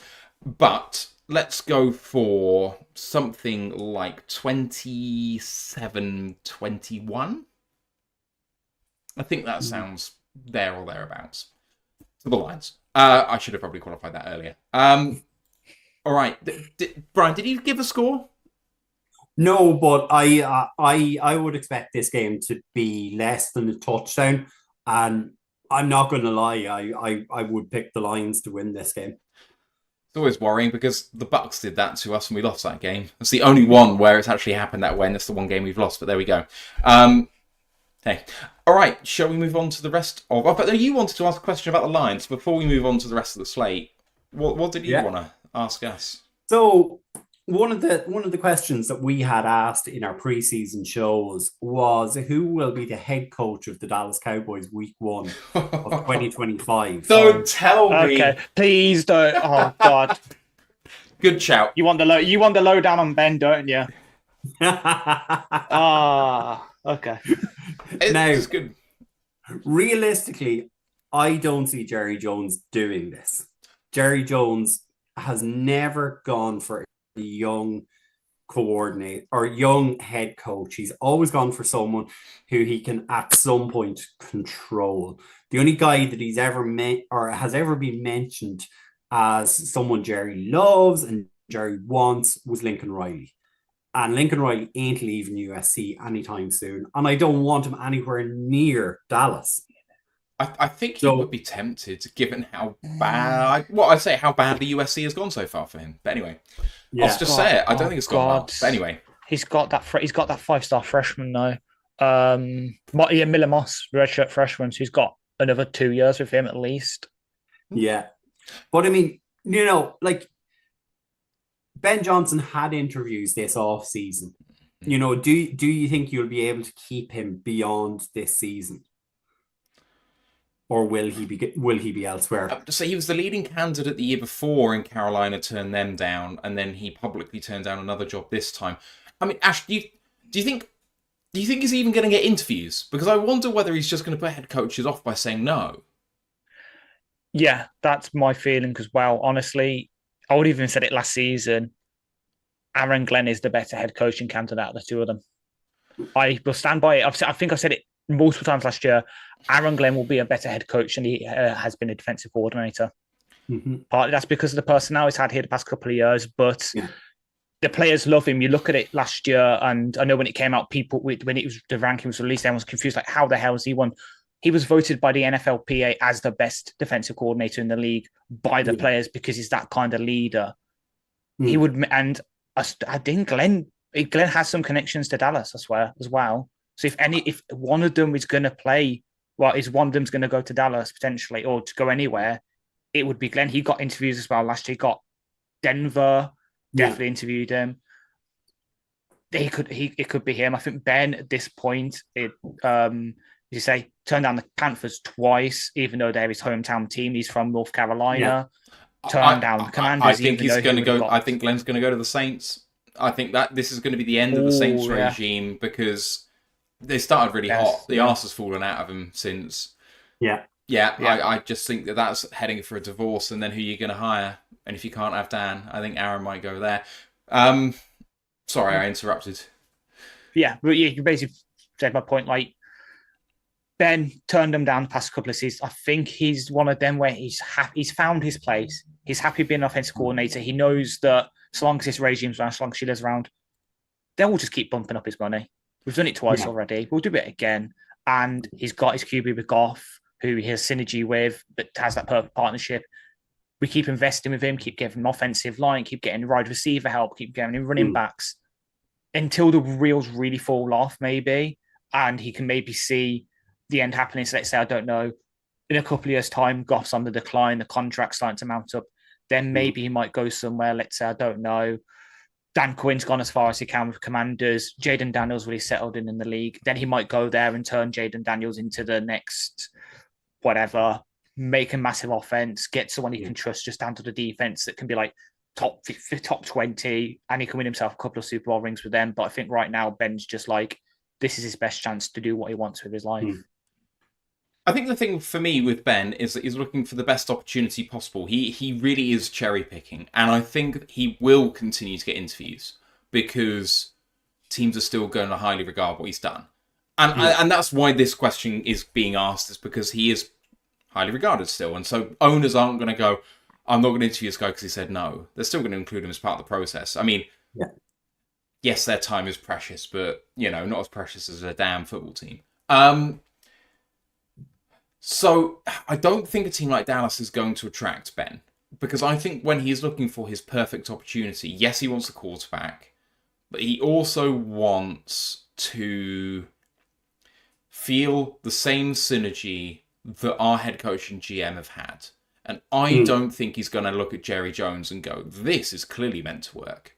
So I think that's going to be the main thing which puts him off the Dallas job. But about him staying in the Lions, he's going to stay here if the opportunity here is better than elsewhere. And that I think he's just a purely analytical mind who's gone, I can win the Super Bowl here. and I believe in this project. Therefore, if I'm going to jump ship, I want a Super Bowl prospect in a place where I feel comfortable with an owner I like and a GM who's going to draft for me for the next 5 years. And he's just not had that yet. So if the opportunity comes around, there are surprise sackings all the time, right? Or surprise retirements. If Baltimore came up, I don't really care how he feels about the Lions. I think he would very seriously consider that as an opportunity. You know, they have the longest standing head coach in the league. Maybe he decides he's had enough. Not that he'd get fired, but maybe he just decides to retire. Is he not the longest serving head coach? No, he is, yeah. So it's Mike Tomlin. Oh, it is Mike Tomlin. You're right. Okay, second? Whatever. Yeah. Okay, fine. If Pittsburgh came up, case in point, you know, Tomlin, it's been rumoured for a while that they don't think that they're not just satisfied with them being just 500 or just above for the last, 5 years or whatever it's been. That, you know, they've not really done anything since Ben's gone. And maybe that opportunity comes up. I don't see it, but... Or a team that's head coached by an offensive guru who just doesn't seem to have to time manage. And, you know, this year, there's a couple of injuries and... they're Cincinnati? Away. No? Okay. San Francisco. Oh, give over. Ooh. No. I mean, you'd seriously consider it if San Francisco came up. That'd be crazy, but I just can't see it. I mean, unless my prediction of them not getting to the playoffs comes true, in which case that would be very interesting. Yeah, that's but what I'm predicting. Sorry, Brian. That's a very interesting one because I don't see Kyle Shanahan leaving San Francisco. What happens if they go 9-8 and miss the playoffs? I still don't see them moving on from Kyle Shanahan. Okay. But what's a concern with the San Francisco 49ers, obviously, it's going to be Brock Purdy's got to get paid after this season. Has Debo been paid yet? Has Warner been paid yet? They have a lot of contracts coming up. McCaffrey's eating up a big chunk of cap and he's not doing anything this year. So San Francisco don't draft as well as a lot of teams do. And that's a concern. Maybe that's where Shanahan might end up having to kind of look and go, am I going to have what I need coming in? But I don't know who'd take Kyle Shanahan on either. Yeah, that'd be. It's a thought experiment I've not even tried. I have to be honest. Yeah. Surely everyone would want him just because of what he's done everywhere he's been. He's at least got success in the short term. But has he? No Super Bowls. I mean, the Lions haven't been successful ever by that moniker, despite 5 NFL championships. But, you know. I'm just thinking about what other jobs might plausibly come up. I think Jacksonville is a shoo-in at this point, but with Shad Khan, I just can't see that being a fit. No. So the really interesting one in Chicago, because of the quarterback that's there and the fact that job is definitely coming up, I don't see how he can survive. Even though they have a winning record right now, everyone said in the offseason, it looks like they're doing better, and, Hard Knocks have been really good for them. And then they've started playing, and, he still can't coach. Shock horror. He's not a good coach. Breaking news. The Cowboys will be without linebacker Eric Kendricks Sunday versus the Lions. He's been ruled out with a shoulder injury. His backup, Nick Vigil, is questionable with a foot injury. Oh, my God. That's effectively going to be a linebacking core of Leofau, Overshown, Damone Clark, and Buddy Johnson. You loved Damone Clark, didn't you? Damone Clark. I loved him coming out of LSU. Yeah, I was about to say he's former LSU, but he fell because he got injured for his rookie year, didn't he? He was out. He had spinal fusion, didn't he? Yeah. Okay, Saints is coming up as a job, maybe. So, what about Cincinnati? I can see Burrow. You've got a couple of good. We've got 3 good receivers there. Just need an offensive line and actually, you've got Chase Brown, who's a decent running back. So you just need a couple of O-line pieces. Well, and in terms of if you're the head coach, you need a competent defensive coordinator and, any semblance of defense would help. I mean, Lure was really good last year. I just don't know what's happened this year. Maybe scheme's been found out. What? Yeah. Cincinnati defense? Yes. Wasn't it like He was seen as one of the best defensive coordinators last year. He was also getting a lot of head coaching interviews. 2023 Bengals defensive ranking? I thought they were one of the worst defenses in the NFL, but maybe I'm just completely imagining this. I'm going to throw another team into the mix for a head coach. Please. Our very dear friends in Pennsylvania. Yeah. Yeah. Yeah, That would leave- Sirianni's that would going to leave- go, isn't he? That will leave one man standing from that hiring cycle. And it's the one everyone laughed at when he came out into his second ever press conference with a racing helmet. Yeah, Ash, Cincinnati by PFF, admittedly, 26th in defense last year.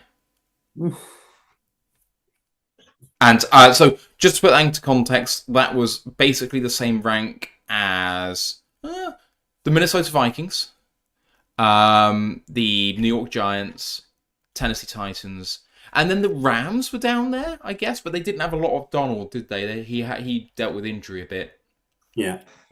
Anyway, we've talked about that quite a bit. Shall we? I don't know. Do you want to stick around for picking the games for this weekend as well, or have you? I don't mind at all. Sure. All right, let's do it.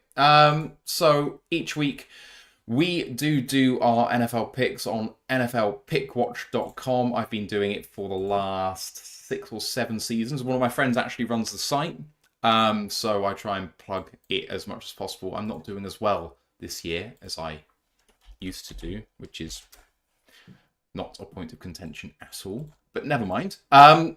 So we've obviously had San Francisco at Seattle already. I have to admit to dropping the ball. This is probably why I'm not very good at this game. I picked Seattle straight up and with the points because I really bought heavily into San Francisco just not being as good as I thought they were, and they obviously blew them away to start with. I didn't really factor in the fact that Seattle were dealing heavily with injury, but I did know that since we played them already recently, so I'm just an idiot, basically. But never mind. Ash, I presume that you picked San Francisco both with the points and straight up? No? No, well, no, but I don't do the with the points, yeah. but straight up, no, I picked Seattle as well in our league. Oh, thank you. Excellent. You're welcome. Cool. You're welcome. Right, so let's go on to games which are to come. And first is the London game, which is, I think Jags is the away team this time. Jags at Chicago? Actually, Okay, no. Yeah. Yeah. Yeah. Okay. But Yeah, so it's at Tottenham. Even though I absolutely hate the football team, one of the best stadiums in the world for me. I absolutely love Tottenham Hotspur Stadium. It's so good. Food's excellent. Beer's better. Chicago are 1-point favourites on the spread. What do you think, guys? give me the Jags. Yeah.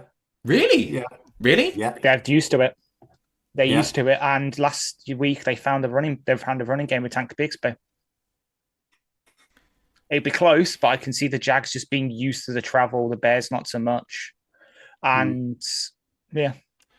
I'd love it if you were right. So, Brian, you're on the same page. Yeah. No, I'm 100% on that one. Because you were talking about the Chicago Bears, and I did want to kind of get your guys' pick or thoughts on their number one pick, because I'm not a fan of his.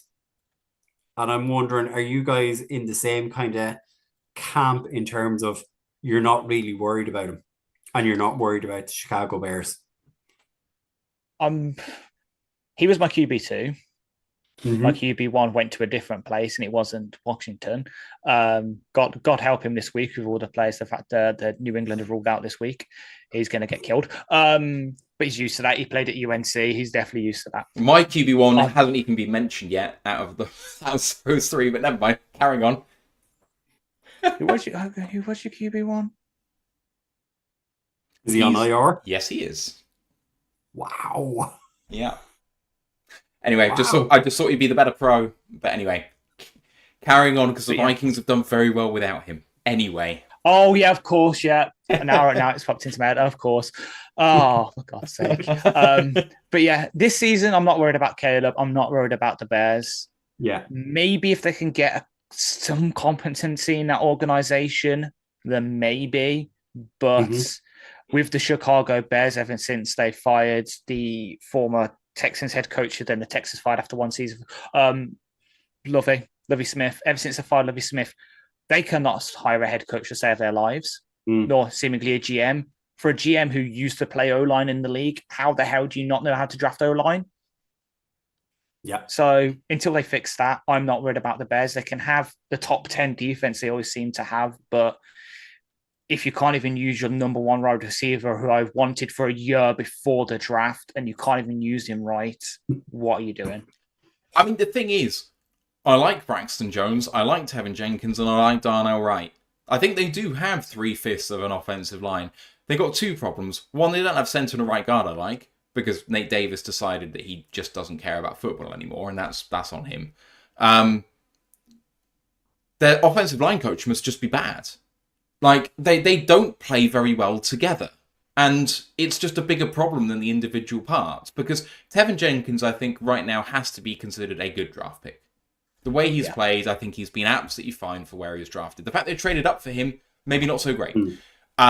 And then Darnell Wright, I think, has also been a success. But you put him on an island next to a right guard with no competency whatsoever. He's on a hiding to nothing. And then Braxton Jones, I think, was a 7th rounder, and they kind of hit on that. So I don't think necessarily the GM's the problem with the O-line. It's just the coaching is bad, the scheme is bad, and they keep drafting quarterbacks who want to hold on to the ball. You can't decide what you want to do. If you're going to have a quarterback like this, have an offensive line. Fields and Williams are the same in that respect. You can't have a guy who wants to have an average time to throw of more than 3 seconds and have an offensive line that can't play well together. So, yeah. With that said, I'm also going Jags, even though a little part of me wants to go Chicago. But anyway, next up is we're back on the 1 o'clock slate, which is Washington at the Baltimore Ravens. Ravens favoured by 6.5. Which seems, well, like it was taken straight out of last season's rankings. I don't know. Brian, what do you think? Yeah, give me the Ravens to cover. Ash?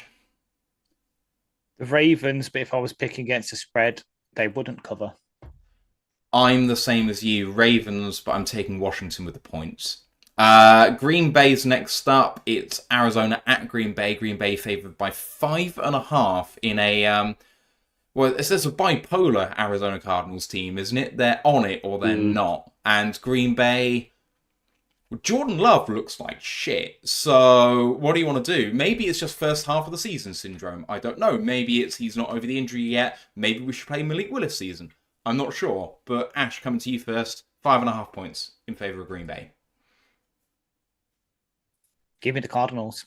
Straight up? Yeah. Give me the Cardinals. Bro, They are still having they're still having some teething issues. We've had these new defense with them. They're still trying to get the other guy whose name is forever now cursed upon the NFC North after what he's done to 2 of the teams now. But that, and I don't know, like, I know we beat them, but isn't it back-to-back weeks they've held the opposition to 0 points in the second half? I can see that happening again, just with the Green Bay. Stop Josh Jacobs, which, honestly, this is not Josh Jacobs from a couple of years ago in Oakland. Stop Josh Jacobs. Force love to try and... Huh? Oakland? God, I haven't heard about Oakland in a while. Yeah.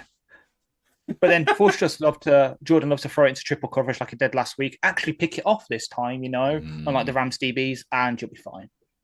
Brian? Yeah, I think that's fair. I'd take the Cardinals, not outright. I'd take them with the spread because Packers just can't rely on them this season. They're as bipolar as the Cowboys are. This game comes down to one very simple thing. Packers can't defend the run. James Conner, Kyler Murray, Cardinals straight up victory, comfortably. All right, we've got Texans at the New England Patriots. Texans away from home, 6.5 point favourites. Brian? Texans on cover. Ash? Drake May's used to playing hero ball, as I alluded to earlier, but he cannot escape Will Anderson and Daniil Hunter. Stingley's going to feast, I think. Like, whatever the betting prop is for Stingley interceptions, probably hit the over. Yeah, good luck in your first start, buddy. This is a rough one. Yeah. Texans. Texans with points. Next up is Tampa Bay at the New Orleans Saints. Tampa Bay are favoured away by 3.5, which is a far cry from how the Saints started this season. What was it? Touchdowns in points in every possession they had in the first 2 games, which is nuts. And now Tampa by 3.5. Ash? It's time for one of my bad puns. Rattler's going to get rattled. Elijah Cansey's back for the Bucks. In a rookie start, I know Rattler's had some good moments, but he also was bad enough that Lincoln Riley went to Caleb Williams and then ran away. It's not, they can't do it. Tampa showed it against us. They know what they're doing. Just blitz the hell out of them. Got their right tackle back now with Dukadeki as well. They should be able to beat the Saints quite comfortably. Brian? Yeah.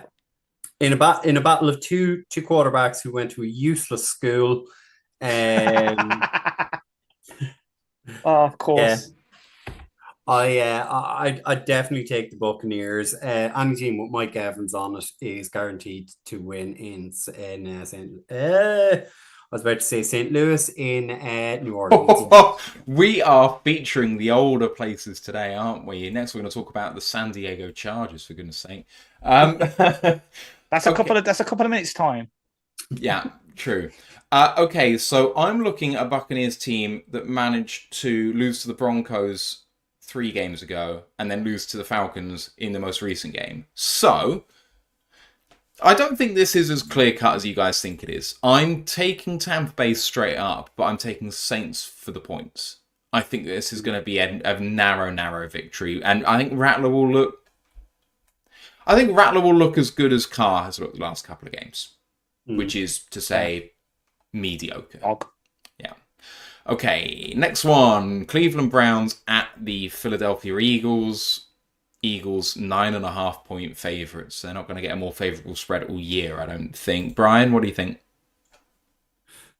I can't pick them. I honestly can't pick them. It's not happening. Give me the Browns. I really hope it happens now. Ash? Can I pick a tie, please? I don't want either of them to win. I hate both these teams. Just give me I'll have to pick the green team. Have to. It's going to be funny, isn't it? Because I think the thing that's going to decide things here is how many points can you actually score. Because for all the Browns being shit, their defense is still good. Yeah. I think the Philadelphia Eagles will blow the Browns away in like a 9-3 victory or something horrifically bad. Like, neither side can really run the ball. I mean, neither side can really pass the ball. Hurts looks shit. What's happened to him? I don't understand. Not that I even liked him before, but he was at least exciting.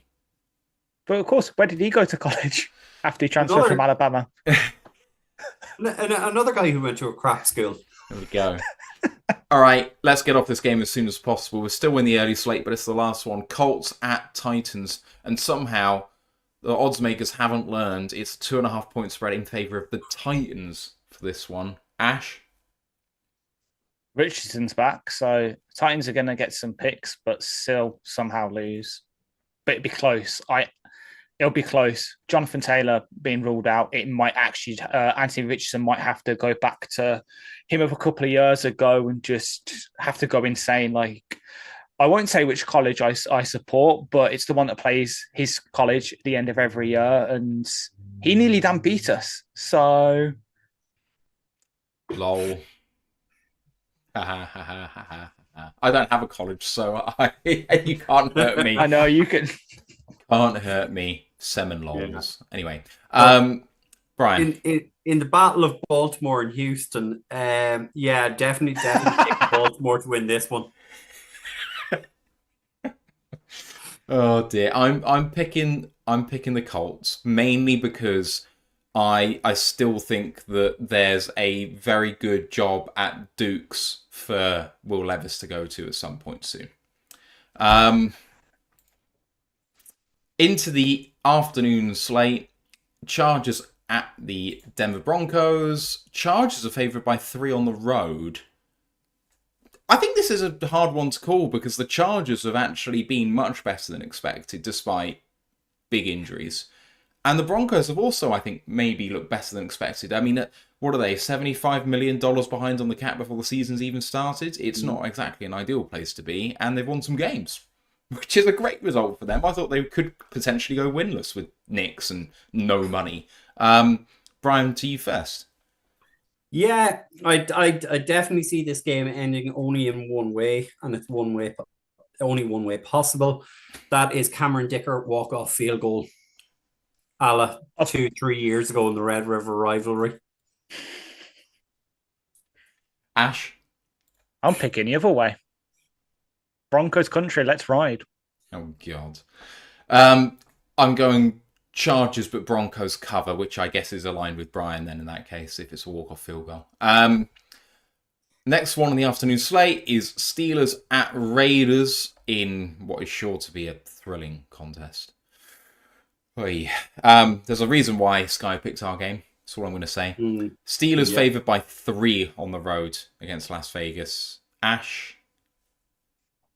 Give it to Steelers. As much as I hate Justin Fields, kind of looks like a quarterback these days. And with Russ supposedly being off the injury report for the first time this season, it'll put even more of a fire up his arse against the Raiders team, which, let's be honest, Antonio Pierce might be a one-and-done coach, and unfortunately for him, he can't go back to the NCAA for the next summer season, so he's going to be couch riding for a bit. Not going to be fun. Brian? Yeah, I think the Steelers could get off a plane in Los Angeles and win this game if they want. And then they could fly Back to the Las 80s. Vegas and still win that game too. Yikes. Yeah, we just had a comment on Twitch from Polar Knights, or I say just, it might have been there for some time, but I didn't actually look. Apologies if so. So this is the best show on Twitch for us beard lovers. It is every stage of beard growth, which I'm absolutely here for. So This is getting trimmed tomorrow. Oh no! What's going to happen to your powers? I know. I'd Anyway. have to look good for some photos. Right. Game that's on at the same time as ours is Falcons at Panthers. Falcons favoured by 6 on the road. Brian? Falcons by 10 plus. Ash? Yeah, give me the Falcons as well. Poor Bryce Young. Is Dalton out, is he? No, They just brought Young back in. Yeah. Didn't he throw a good pass? Or am I Yeah, imagining he he threw. threw? Yeah, so is Jeff Driscoll. He threw a good couple of passes a couple of years ago. Doesn't mean he's a good quarterback. Hell, Jamarcus Russell probably threw a good couple of passes when he was at LSU. No. Well, okay, fine, maybe. It's Kirk Cousins, isn't it? He's starting to look like himself again for once. Yeah, Falcons. Right, Lions at Cowboys, which we already know and we've kind of picked, but it's a 3-point spread. I've already stuck my master. I don't know what that phrase is, so why I went down that road, I don't know. Colours to the mast, that's the one. Lions to cover for me. Brian? Yeah, Lions cover. Ash? Yeah. Right. Sunday Night Football is Bengals at Giants, and the Bengals are only favoured on the road by 3.5. Ash? I'm going to regret this because it probably rules out Do a it. certain little guy coming across. Do it. No. Oh, sorry, you're going Bengals. Yeah, I'm going Bengals. Oh, that's disappointing. Bye-bye, Trey Hendrickson. It was nice having all those rumours. Brian? I think the three of us could fly to New York for that game and win. So I'll take the Cincinnati Bengals every day of the week. You're both wrong. You're both wrong. I'm picking the Giants to cover. Straight up. There's no covering if I'm picking straight up. Basically, they've quietly looked much better the last 3 or 4 weeks. And Jones looks passable. Wan'Dale Robinson's actually looking like maybe the player they wanted to draft. and they've got Neighbours too, and the running game started to get going a bit, and the O-line does what? Neighbours has been ruled out for this week. Oh, has he? Okay, fine. Well, that's going to hurt. Maybe I'll change my mind. Swear, yeah. Exactly. Oh, that makes it harder now. He was looking so certain, and suddenly one player's ruled out, and he completely changes his mind. Well, the wide receiver 1, man. Come on. Screw it. I'm going to go with it still. Giants. I want Trey Hendrickson. That's not featuring in at all. Right. Monday Night Football is Bills at Jets, and it's a very kind 2.5 point spread in favour of the Bills. Brian, last one. Oh, I'm going to regret saying this. The new head coach bounce is real. And it is real.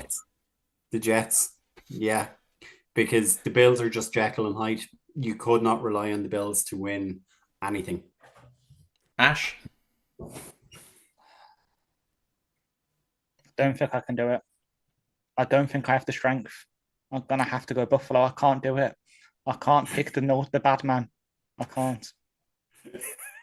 I believe in the bounce with the head coach for sure. It definitely works. The problem is I just don't think it's going to work enough.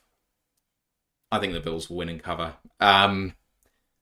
Close game though. Jets. Is Rodgers ever going to look like a real boy again? Is he ever going to look like a real quarterback? Because no. I mean, that's not the big worry for me. What the hell happened to Breece Hall? That is so weird. I mean, it's not even a schematic thing, I don't think. It's just, is it the injury and he's just not as explosive as he used to be? That and his ball carry vision is gone. Like, I liked Braylon Allen coming out of Wisconsin, but... Did you? Nah, not for me. Yeah. I would have happily taken him in Dallas. Well, saying that, because I've been predicting it a while, get your Ashton Jonty jersey ready. Oof, that's a very good pick. Yeah, good friend of ours, Dane Brugler, is very high on Ashton Jonty, and he was this time last year. Jonty has got more yards after contact so far this season in the college than FSU have got total rushing yards. Yeah, I mean that is because you've been behind a lot, though. We've also just been shit. Our top 3 running backs are out. And DJ Onyunglele looks like he's running through treacle. I could run the 40 faster than him. And I'm slow.